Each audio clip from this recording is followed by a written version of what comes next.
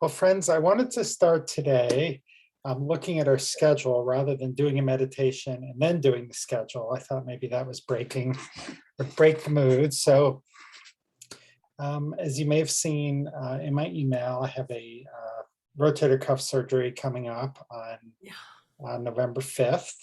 So that means that today and next week we'll be doing patients. And then the 11th, we won't be meeting.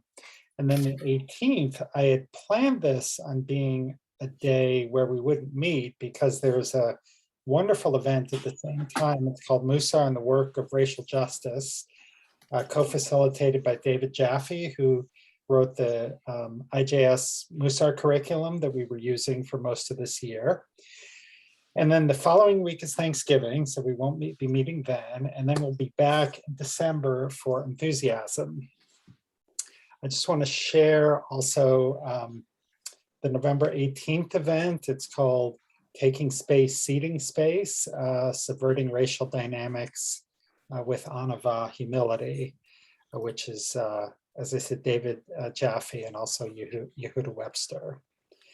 So this looks really cool. I'm going to put this link in the chat. Thank you. Which will be there. It was in the email as well.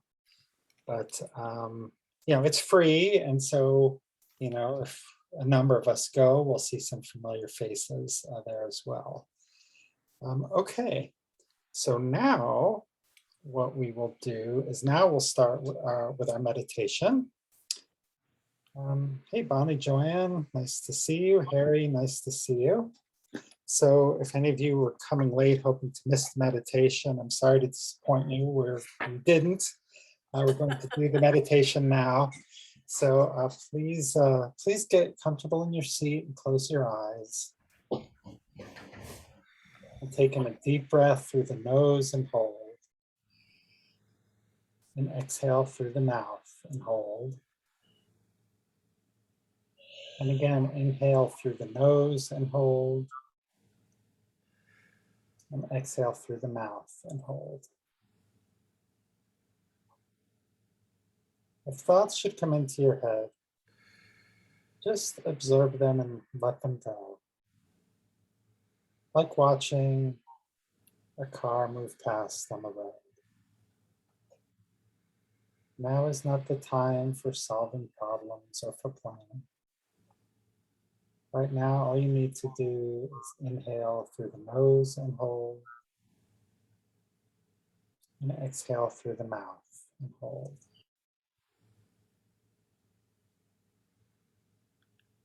And on your next inhale, say to yourself, Shema. And on the exhale, listen.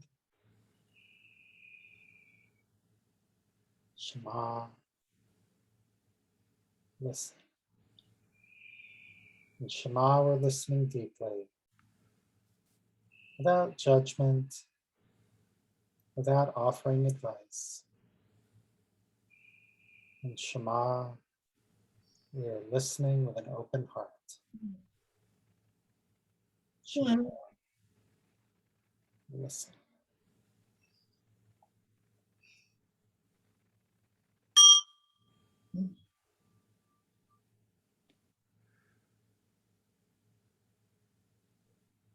And when you're ready, you may open your eyes.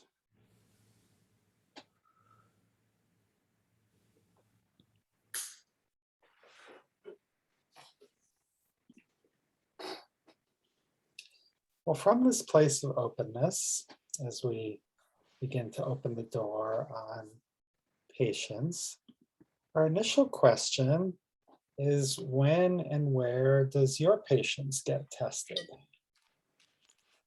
What are some of the circumstances where you wish you could bring patience into play? If you remember, patience is about enduring a difficult situation. It's not the same as being calm. So when and where does your patience get tested? Yeah, Joanne. Remember to unmute.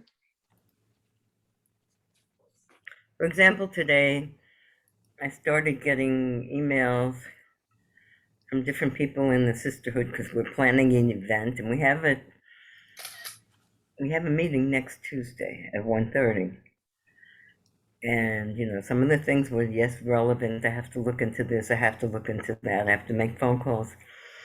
But some of the things, it's like I don't want to get into a discussion back and forth with emails all weekend. Especially, I don't do Shabbos at all. Mm. Thank God for that, because that saves me. But I really don't want to be doing that.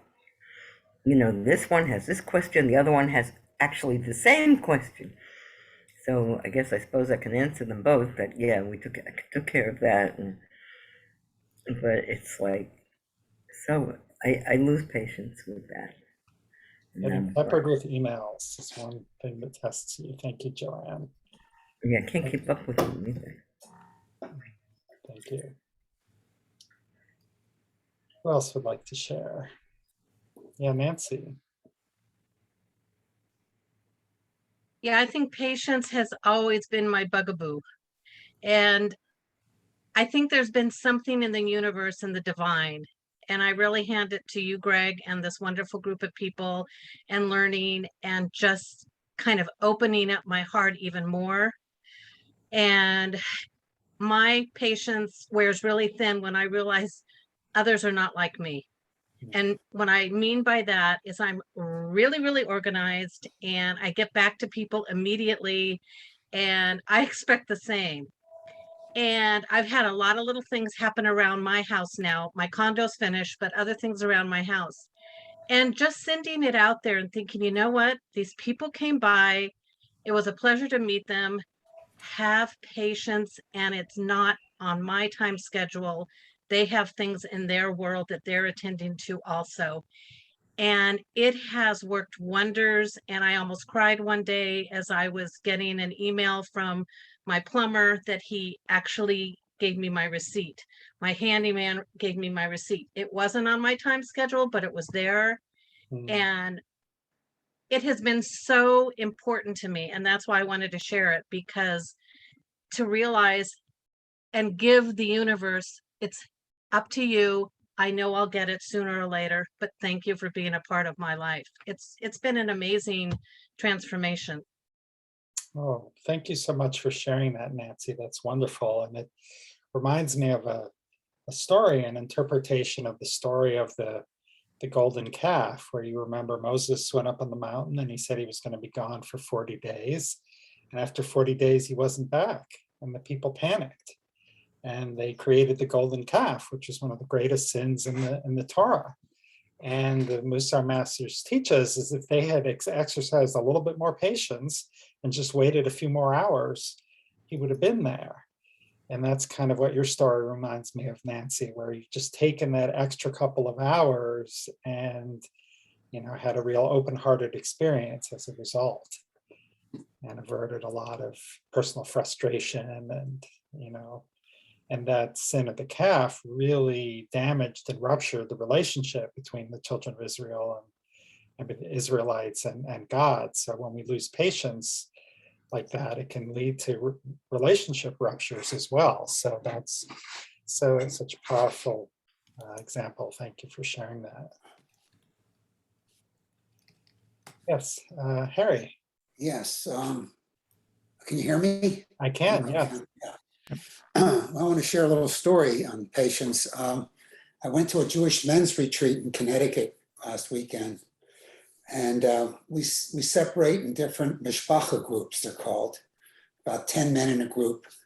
And our instruction was about Musar. And we had the list of Musar, and then we were going to pick 3 traits that we think we need to work on. And almost every person picked patience as one of the traits to work on. And someone had a really interesting insight about patient and being impatient. And they said that really impatient has to do with something called anxiety. And if you think about, so when you're impatient, think about what's making you anxious and treat it from that point of view. and you might get to the root of what's causing this and might give you some calmness, because why am I anxious? It's not about being impatient. It's something that's causing you to be anxious, and it's anxiety. So just want to share that thought. Thank you, Harry. I love that. That's a great compliment to, again, the story we were just talking about with sort of panicking when Moses didn't return. Everybody got anxious, and instead of dealing with their anxiety in a productive way, with patience, they really messed up. Hey, Joyce, want to welcome you. People are volunteering to share what makes them impatient. I think Paul, I think I saw your hand as well. Hi. Yeah, I think patience is a something that I have relied upon sometimes to avoid taking actions that are where I might need to be maybe not confrontive, but finding out why something has not happened. Maybe something similar to what Nancy was talking about, just how come this has been not happening. So I would just counsel myself patience, which really meant I didn't want to talk about it, didn't want to deal with it, didn't want the confrontation. What I found over the last almost 2 years with the pandemic is that I had to find a different level of patience where I really had to find my empathy for people, knowing that I had no idea what was going on in their lives. I didn't know whether they had family was getting sick, or whether they were overwhelmed with kids, or if their job was lost. We have an electrician who we're still working with, who had billed us for work like over twice as much as he had estimated. So we talked with him, and he said, "I'm really sorry, I didn't stay on top of things. His mother had died and some other things." And so it's just really clear that sometimes patience really is about, it's not on my timeline. It really is on something else. And it's not, and so I'm using that way of thinking about it, and really working on not using patience as a cover for my unwillingness to step up for other things. So thank you.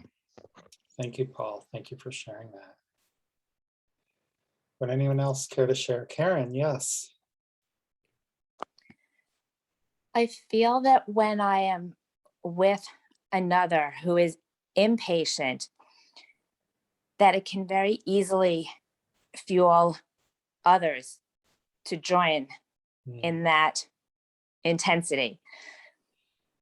And so I work on the ability to distance myself, to step back, so that I'm not part of the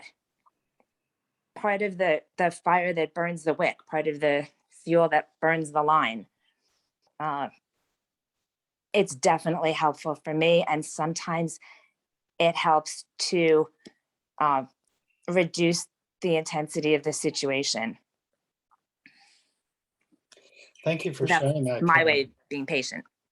Yeah, that's a great strategy, and thank you for sharing that. And you're so right. Sometimes there are people who are, the fire starters, or just for whatever reason they've lost their patience, and that can be very catching sometimes. Okay, well, I'm feeling very in sync with this group, because as I was putting together what we were going to work on today, just a few things came to me, and so much of what you brought up in this sort of introductory section kind of matches some of the thoughts that I had. Like, for example, you may remember from our prior rounds that I have these 4 assumptions for our Musar practice, which may be things that you agree with or disagree with, but we assume these are true. They can help us approach the practice and help us make decisions. And although this isn't the one that I used in the book for patience, what was really speaking to me today was this idea that we're driven by the conflict between the evil inclination and the good inclination. And you may remember that the evil inclination, it's not like sort of murderous intent. It's much more about our baggage, or what Rabbi Alan Liu of blessed memory would call our inner dysfunctions that kind of set us back. It can be our fears, our angers, and our good inclination as our social impulses to, have compassion towards other people, to remain in control in the face of stressors. Like Harry was talking about anxiety. Well, anxiety often comes from the evil inclination, or the way Karen talked about, I'm going to make a decision to just kind of step back and not get caught up in these emotions. To me, that sounds like the influence of the good inclination. It's like, this isn't the right. I can witness kind of this other person's pain or this other person's discomfort, but I don't need to become impacted or contribute to it in the same way. So I'm going to stop the share, and I'm just wondering if anyone else has any reactions to this idea about the good inclination and evil inclination, and how it impacts, your own patient's journey. Yeah, Joanne. Remember to unmute.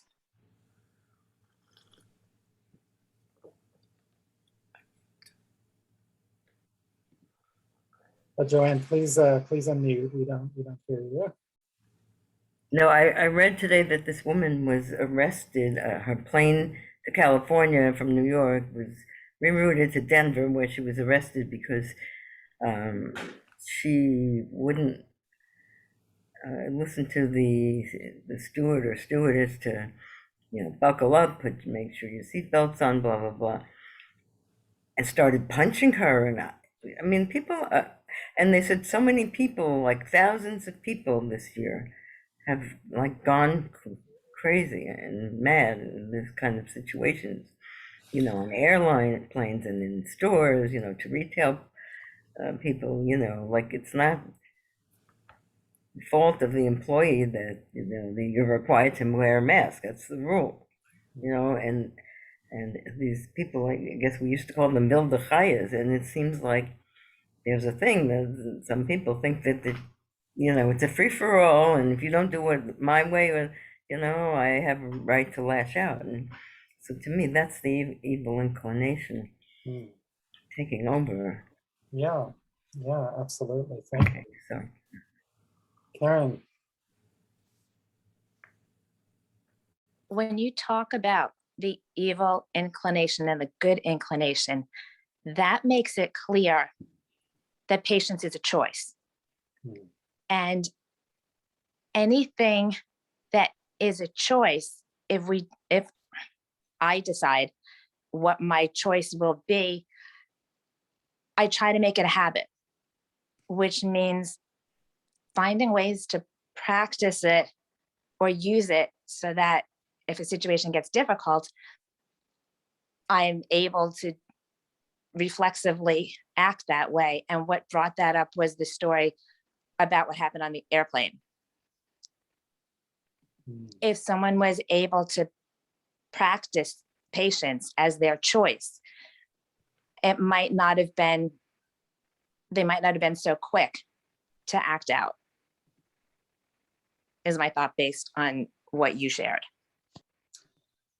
Yeah, thank you, Karen. And I think that really encapsulates what a Musar practice is all about. It's about practicing so that, when the moment happens, that we can try to react from a place of our best self. And I think so much additional stress is kind of been put upon each of us during the pandemic that some people are just really losing it a little bit, in many different ways. And as much as I can be like, and I have to say, I feel a little bit of compassion for someone. Like, what could drive you to the point where you're punching a poor flight attendant on a plane over anything, really? And it doesn't shield someone from the consequences of their actions, but I'm always it's just a good reminder for me to keep my own practice up so that while I've never felt close to punching someone, and there's certainly mistakes that I can make, which would have consequences that I wouldn't want to deal with. Carol, I see your hand up. Yeah, my understanding is that the evil inclination may not be evil in itself, that our natural drives taken to extremes are responding to the evil inclination. And I was thinking, I mean, my simplest example is usually gluttony. You have to eat, but you don't have to eat everything in sight and make yourself sick with it. But also I was thinking about on the plane. Now you're on the plane and maybe the flight attendant gets a little snarky with you. It's not an evil inclination to say, excuse me, but that was not very polite. I will do as you ask, but could you please be a little more polite to me? Show a little respect to me. That's setting a boundary. I don't consider that an evil inclination. On the other hand, saying, get away from me, you so-and-so, that's the evil inclination. So it's like Musar, it's a balance. Mhm. That makes sense? Yeah, absolutely. Yeah. These things happen, and we have a choice for how we respond to that. And one of the other assumptions is we have free will, but it's not always accessible. When we're in that moment, it's really hard sometimes not to snap at the other person, or not to stomp out of the room, or not to just sit there quietly and take it when we should be speaking up to defend ourselves. These are hard things, and Karen articulated it very well. We build our patience by standing in a longer line in the grocery store when we don't have to, so that we can build up our patience muscle a little bit, so that when somebody says something, we behave a little better. Yeah, Christo. So wouldn't a better English term be a personal inclination rather than an evil one? Because a lot of times personal stuff, it's rarely ever evil. So I understand kind of like the difficulties of translating certain words from different languages to others. Since I used to be an interpreter, would it be more accurate to say it's more like a personal inclination rather than an evil one?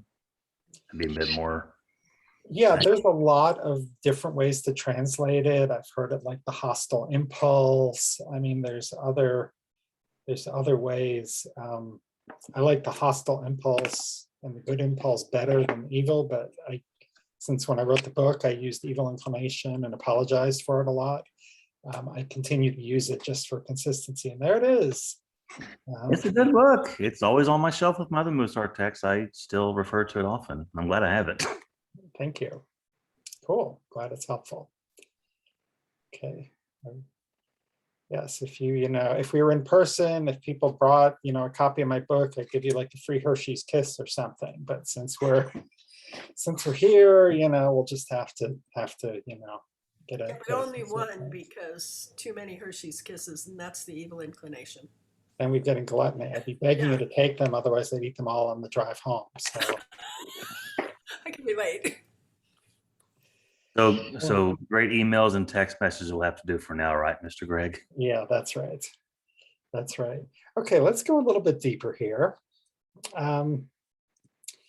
So here's our spectrum of patients, where we've been talking a lot about sort of things on the left side, where if we have too little patience, we can get angry or frustrated, or, create a golden idol or punch out the flight attendant.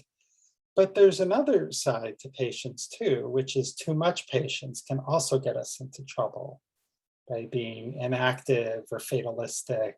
And this is kind of what I talked about. This is a temptation that I almost fell into, around my surgery, where I'm like, oh, I can be patient, and oh, the shoulder doesn't hurt so much right now, and I can get through the semester, and blah, blah, blah. And then, as I said in the email, everybody was like, hey, whoa, you have a medical condition. You're really better off just taking care of it, because you don't know what's going to come up. And it could get worse next week, and then you're stuck. So I've really felt much, much better. Somebody wrote to me and said, kind of having a diagnosis and having a plan is kind of a stage in healing. And I think that was really, really resonated with me. That was really true. It was just knowing, that there was some action that I could take. So love to hear any thoughts about kind of this spectrum. Actually, before we get to your thoughts, I'm going to share one more thing, which is related. And this is something that was also a version of this is in the book, and I called it the decision tree. When you're faced with a difficult situation, it's trying to decide whether you should take action or not. Like, is the situation stressful to you? Well, if it's not, enjoy the tranquility. If you don't get stressed out by traffic, great. Listen to your podcast, listen to music, what have you. There's no need for patience at that point because it's not stressful. Now, if it is it a situation you can control? And if no, I can't control it, well, that's where I need to use patience. I'm late, I'm stuck in traffic, there's no exit, there's nothing I can do. That's where we need patience to kind of help us manage the situation. Now, if it is a situation we can control, the question here is, are you more important? Like there's a long line. Could you go up to people and say, hey, I need to cut in front of you. And occasionally I'm in the store and someone will say, hey, I'm really late for something. I just have one thing. Would it be okay if it's like, okay, sure. Okay, so you have someplace to be, something important. The classic movie tropes, someone's in labor speeding to the hospital. Mhm. Like, yeah, that's where, it's not the time to be patient. And then if you're not more important, there's this idea about, is there any kind of injustice or danger? And if there is, you need to take action. But if there's not, then you can use patience. And so that's where I think my story, fits in. It's not exactly danger from the shoulder surgery, but it's not, it's an untreated condition that I've had for a while. It could get worse, and it's better to, even though it's not an emergency, it's really better to take care of it. So I'd love to hear thoughts about this idea of maybe not taking action. Yeah, Karen. So last week when I needed to leave class early, I received a telephone call, and the result of the telephone call was, I'm going to call 911 and send an ambulance, and I will come down to your home. If the ambulance is already gone, I will go straight to the hospital. This is not an option. And so the person had said to me, well, the other person seems to be doing okay, is talking, is cognizant. We've got an ice pack. We called the doctor who would be on call at night. And I said, this is somebody elderly, you hit your head on concrete, can't wait. This was not a time to be patient and wait for the doctor, but it definitely was a time for me to keep my cool and have a patient voice and get there and meet the ambulance and the medics and get to the hospital and handle things with patience, even though we needed to move on something. And so that's a time when it wasn't a good idea to be passive, but I could use my patience as I quickly moved to get myself out the door and where I needed to go. Yeah, thank you, Karen. That's a great example. And another soul trait that comes to mind, in addition to patience, well, two. One is enthusiasm, which we'll be studying, which is taking action with alacrity. And another is equanimity, menuchat hanefesh. It's sort of calmness of the soul, and really, keeping your cool in a very stressful situation, and so you could be there to talk to the doctors, to call the ambulance and not panicking. So thank you for sharing that. Yes, Nancy. Yeah, you just mentioned equanimity. And you know what I have realized lately with all this new kind of universal energy is that I have switched my mindset. And I think that's really, really helped with my patients. So to practice and develop positive mindset has helped to, like others have brought up today, create a better choice. What it's also done is it has increased my confidence to know that what I have to say is important, and to take a step back and to ponder that situation. So to ponder, like, I can't remember who, maybe it was Christo who brought up, being empathic to people and, seeing their side of what's going on, to step back, and it's like, it's not all about me. So that also sets in the positive mindset, the patience, and being more acceptance, which comes to the calmness and equanimity. Thank you. Thank you, Nancy. Carol. What? No, I'm okay. One of the issues I have with patients is sometimes I'm way too patient, and I put up with really kind of abusive stuff, mean stuff, whatever. I don't set boundaries until it's gotten so bad that then I can't be patient anymore. Or the reverse. I'm afraid I won't be able to be patient, so I set that boundary way out here. So I think that's one of the downsides of being by nature fairly patient. I mean, I was an elementary school teacher. If you don't have some patience, you don't last very long. So, and with children particularly, if you let the behavior go and let the behavior go and let the behavior go, sooner or later there's trouble down the line, either with you or with another teacher or with a parent or something, or another student.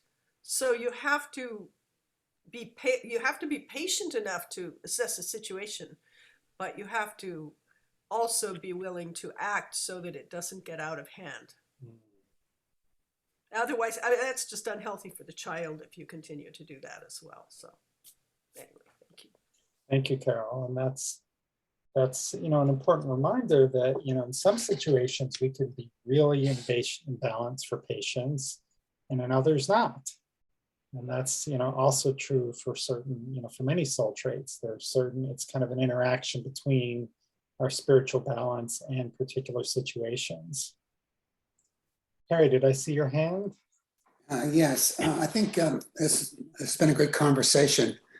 I think sometimes we're a little too tough on ourselves with this impatience, because I'm reminded of a book by Daniel Kahneman, who wrote Thinking Fast and Slow. I don't know if anybody have heard of it. It's a great book. It's about that we actually have two brains, and one brain is more automatic than the other. And a lot of times we run on autopilot. Our life is on autopilot. Think about driving. I mean, when you get you start off driving and you get to the place you're driving, but you don't remember the trip because it's autopilot. And think about most of our life is autopilot. And then when something doesn't meet our autopilot, we get impatient because, whoa, what's happening? And we just got to take it maybe a little bit more lightly, that half of our life, or maybe most of our life, is running on the fast brain instead of the slow brain. So I think that's something to think about when we have these impatient moments. Yeah, thank you, Harry. And I think that's one of the benefits of the Musar practice or mindfulness practice is getting into that slower lane, getting out of that, boom, quick reaction, taking a little bit more time to take a mindful, action instead of an instant reaction. All right, well, I found, one thing that I do is I always try to find a source from a woman writer as part of and it usually takes a little time, although the Musa Torah commentary is a great source. So I really love this one, and I think it fits in with what we're talking about. So may I have a volunteer to read this selection? Joanne. Remember to unmute, please. Always helps to unmute. Others' lack of trust in us, their doubts and their anxieties repeatedly paralyze both them and us. We react with anger, impatience, and disappointment. At other times, our own anxieties are paralyzing us, leading us to lose trust in ourselves and others. We give up, the hopeless opposite of being patient. Rabbi Sonia J. Pills, the Musar Torah commentary. Okay,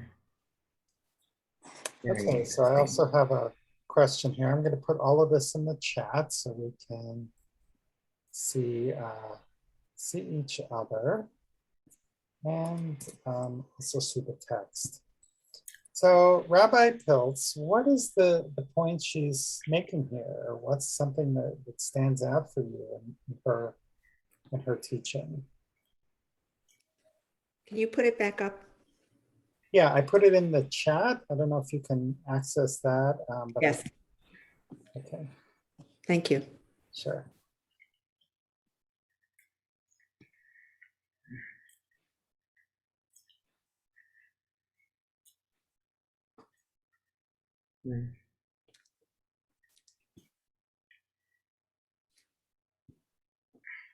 I'm uncomfortable with the first part of it. I think there's an assumption about how other people think about you, and I'm not sure it's accurate. And to make an assumption about how somebody else thinks about you, and that then affects your reaction, it doesn't work for me. The rest of it does. That our anxieties can cause us to behave in certain ways. But I'm not sure, I don't agree with the beginning. Yeah, well, I think what I'm hearing you say is, hey, you know, we don't know how another person's thinking about us. And we've, you know, I almost wonder if like that's our anxieties are being projected onto the other person. Oh, they must not be trusting us. So, you know, and that's going to put me into the fast lane, or that's going to put me into the anger lane. And that's, you know, something which is deleterious to a relationship. And we can't bring patience to that situation. Yeah, Joanne. Well, I've had this experience of someone a couple of weeks ago calling me a phony and then saying, you know what I think of you, and I have no idea what she thinks of me, but I think it's not good. But it's like in almost 72 years on this earth, I've never been called that. And I'm not, you know, and I told some people who know me, it's like, where did this come from? And, you know, but I didn't respond. Well, I shouldn't say I didn't respond. She was in a car and I was walking home like screaming my head off and acting crazy, but I didn't respond to her directly. And the next time I had to call her, I didn't mention it. And it's just like, never mind. You're off. I don't know where your brain is, but you know, that's not, you don't know me. So, but I like the idea of giving up is the hopeless opposite of being patient. It's like, I feel like always, you know, you can't just give up. You have to keep trying, you know, in whatever way, in a patient way or whatever, in some positive way. Yeah, thank you, Joanne. And let's come back to that a little bit. I saw Harry with his hand up, but you said a couple of interesting things that I may come back to Harry, and then well, no, it's interesting that this quote talks about anxieties, which I mentioned before, and I think that's what you need to get in touch with. There's something creating this anxiety, And this impatience is not a good feeling. I mean, the anxiety is not a good feeling, so you get impatient and you need to resolve it. That's what impatient is. You're needing to resolve the anxiety that's causing you the impatience, no matter what it is. So I think this is what this is. If you assume someone doesn't trust you or have doubts, you make this assumption and it's giving you anxiety, which is leading to impatience. So there you have the connection between all of it. But the root is this feeling of anxiety that I guess you have to resolve. And you're impatient to getting it resolved, one way or the other. Right, Moses isn't here. Oh my God, create a golden calf, Oh, yeah, but that was one of the reasons why I was saying that I felt very in sync with this group, because you brought up anxiety, other people brought up things which showed up on later slides. That was kind of interesting. Karen. Along with anxiety, I think that fear and control, or I should say fear and a lack of control, are reasons that people get impatient. And patience may also be not backing off all the time, but knowing your place and how you deal with the situation.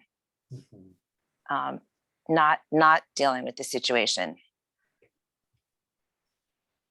Yeah, I think I think you're touching on kind of the importance of humility, which is related to what Carol was saying earlier about setting boundaries and sort of understanding, what's our place in all of this. And yes, Paul. So, yeah, I think I have to echo what Bonnie had brought up, that what I'm working on in my life is really about how I don't know if you are all familiar with the mythological figure of a harpy, but it's a creature that comes around and basically creates fear and anxiety and just doesn't leave you alone. Just kind of tells you how rotten you are, how you're just not worth anything. And that was my awareness a few years ago, that my when I thought that other people had lost faith in me, that was signified by the harpies coming into my head and started picking away at me, and my hair, my dress, my whether I'm doing well in tasks at work, and just seeing the worst of myself the whole time. There's a lot of a shame associated with that. So for me, just the very premise of there being a lack of trust in us, their doubts and their anxieties, it means that I have to be able to see inside them. And I've been working very hard in releasing that superpower. I can't see inside other people. I have no idea what's going on with somebody else. And it is more of a projection. It could be they're just having a bad day, and their way of dealing with it is to try to project that onto me. And if I grab onto it and say, yep, okay, I'll accept that, I'll take that hot potato, then I'm not doing, in some ways, I'm not doing myself or that other person any good by playing that game, playing that role. So I'm not really sure that's how I look at it. And the way that this is phrased is I have to really do some Aikido with the wording to make it make sense to me.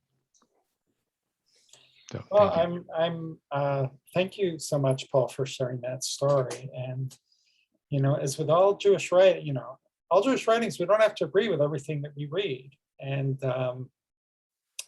so this is provoked some good discussion. Carol. I think it's important. Well, for me, it's important to remember about I get impatient with myself sometimes. I mess up and then I start heaping all these mean words on myself. Example, about a week ago, I was cooking something. I walked away and started doing something else, forgot about it, and boy, did I have a burned mess on my brand new pot. Mm-hmm. Well, almost new. And I started to say, oh, you idiot, blah, blah, blah, blah, blah, and then I said, wait a minute, you burned a pot. Maybe it'll clean up, maybe it won't. It's a pot. It's not the end of the world. And I started talking nicer to myself. And then I didn't feel anxious or impatient. I just said, okay, just get down to work and start cleaning. End of subject. It cleaned up fine. So, but even if it hadn't, I can always buy a new pot. Big deal. Well, thank you for sharing that, Carol. It's such a wonderful example of being patient with oneself and, being kind and compassionate to oneself. And, when we can be kind and compassionate towards ourselves, it really makes it easier. Then all of a sudden we're not projecting that anxiety onto other people. So that's wonderful. All right, we're going to we have enough time for a quick trip to our breakout rooms. And what I want our discussion prompt, you can check in with where you are and how you're doing. You can also talk about the question that I ended my email with, which is, have you ever found yourself waiting when action was called for? So I'm going to put that into the chat, and I have someone just message me. They have a hard stop. I do as well, actually. So I will get us right into the groups. You should have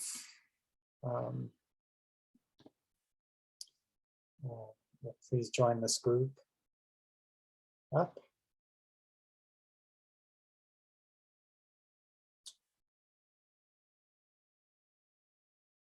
Larry, do you have a invitation there? There we go. If you've been watching the streaming, thank you so much for being here. Jewish Wisdom for Coping with the Pandemic. We are here every week, except when we're not. So please jump over to AmericanMusar.com if you'd like to join the email list to get our every other week email prompts. And I look forward to seeing you down the road.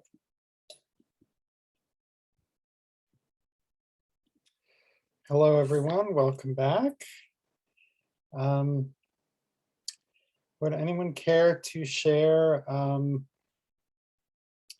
Any insights they had from the conversation?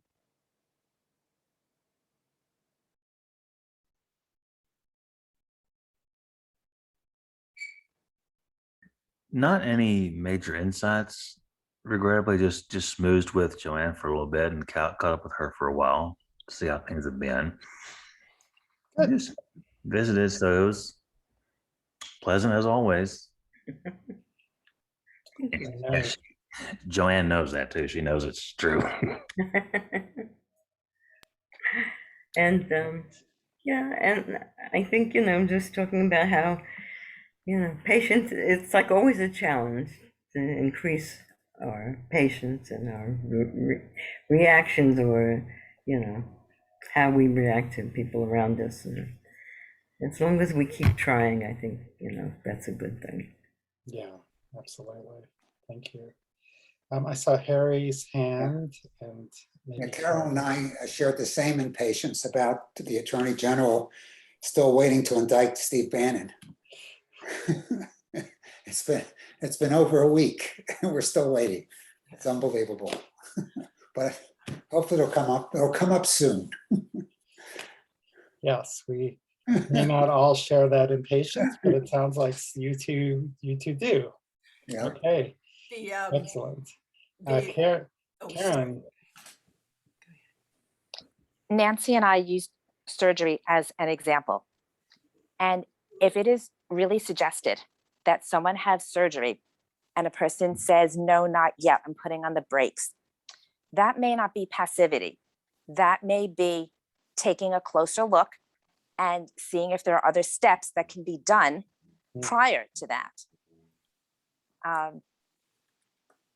And so that's where patience fit in there. It's not impatience might be a rush to surgery with the first doctor who says that, and not rushing to surgery is not necessarily being passive. It may be thoughtful. Thank you. That's a wonderful example. Carol. Just too much patience can lead to procrastination, and that's something that I was thinking of.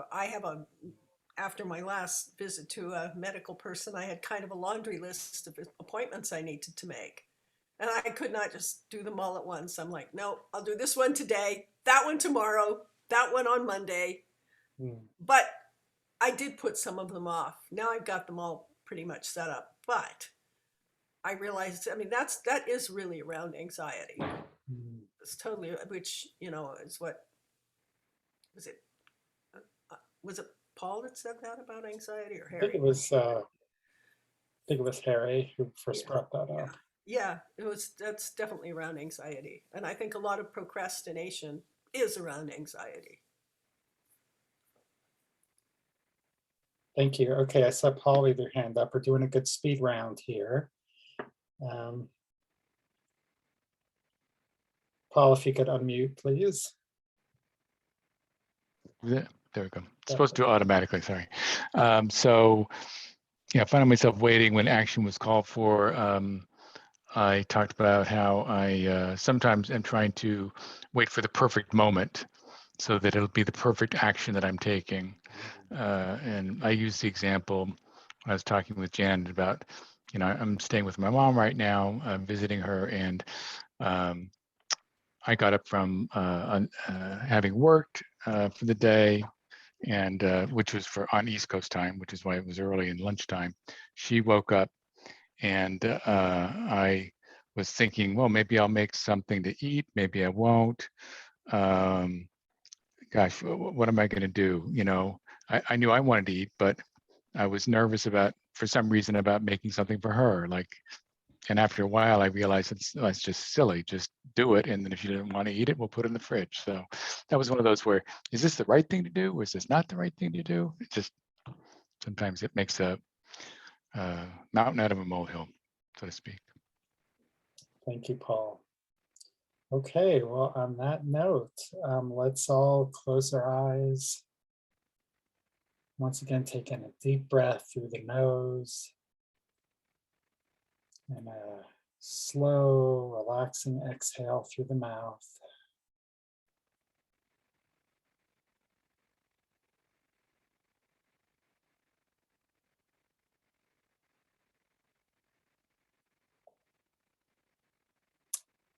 And let's turn our thoughts to gratitude. This community that has come together in the last year and a half. Some of us here most weeks, some of us coming and going. Some of us here every once in a while. But when we're here, we're here.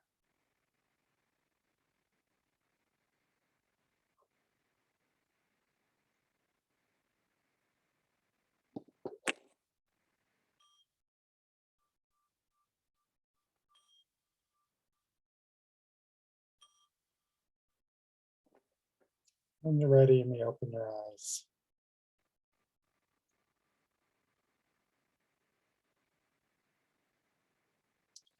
Well, thank you all so much for being here today. It's been a wonderful experience with you, and I look forward to seeing you again next week.